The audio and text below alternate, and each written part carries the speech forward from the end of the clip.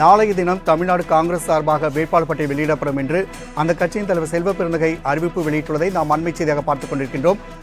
மேலும் கூடுதல் விவரங்கள் செய்தியாளர் செலினா வழங்க கேட்கலாம். செலினா, நாளை தினம் தமிழக காங்கிரஸ் வேட்பாளர் பட்டியல் வெளியிடப்பட உள்ளது. இதில் யார் யாருக்கெல்லாம் வாய்ப்புகள் வழங்கப்பட உள்ளது? மேலும் கூடுதல் விவரங்கள். நாடாளுமன்ற தேர்தல் நெருங்கிருக்கக்கூடிய நிலையில் திமுக கூட்டணியில் காங்கிரஸ் கட்சிக்கு ஏற்கனவே 10 இடங்கள் என்பது வழங்கப்பட்டிருக்கிறது.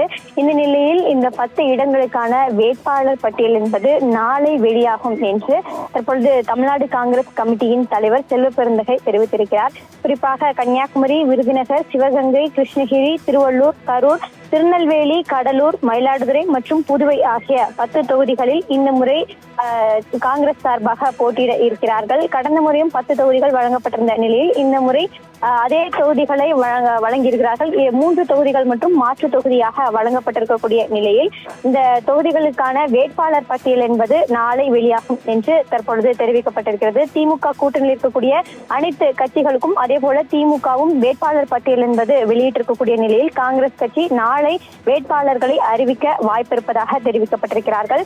அதே போல திருவள்ளூர் தொகுதியை பொறுத்தவரையிலும் சச்சிதானந்தன் இந்த முறை போட்டியிருப்பதாகவும், கடலூர் தொகுதியில் KS அழகிரி போட்டியிடுவதாக தொடர்ச்சியாக கேட்கப்பட்டு வந்த நிலையில் இந்த முறை அவர் போட்டியிடுவதற்கான அதிகப்படியான வாய்ப்புகள் இருப்பதாக தெரிவித்திருக்கிறார்கள். மயிலாடுதுறையை பொறுத்தவரையிலும் பிரவீன் சக்கரவர்த்தி போட்டியிடுவதற்கான வாய்ப்பு இருப்பதாகவும், சிவகங்கை தொகுதியில் கடந்த முறை போட்டியிட்டு வெற்றி பெற்ற அதே கார்த்திக் சிதம்பரம் போட்டியிடுவார் என்று எதிர்பார்க்கப்படுகிறது.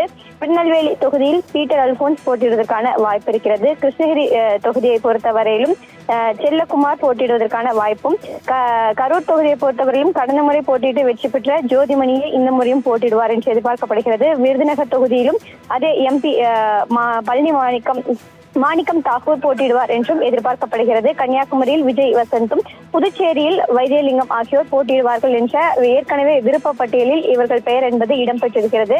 இந்த விருப்ப பட்டியல் வெளியாகி இருக்கக்கூடிய நிலையில் நாளை இதற்கான வேட்பாளர் பட்டியல் என்பது வெளியாகும் என்று தமிழ்நாடு காங்கிரஸ் கமிட்டியின் தலைவர் செல்வ பெருந்தகை தற்பொழுது தெரிவிக்கப்பட்டிருக்கிறார். குறிப்பாக 10 தொகுதியிலும் ஓரிரு தொகுதிகளில் மட்டும் ஏற்கனவே போட்டியிட்ட வேட்பாளர்களை தவிர புதிய முகங்கள் அதே போல வேறு யாராவதற்கும் வழங்குவதற்கான வாய்ப்பு இருப்பதாக தெரிவிக்கப்பட்டிருக்கிறது. மீதம் இருக்கக்கூடிய தொகுதிகளில் கடந்த முறை போட்டியிட்டு வெற்றி பெற்ற அதே வேட்பாளர்கள் இந்த முறையும் போட்டியிடுவார்கள் என்று எதிர்பார்க்கப்படுகிறது.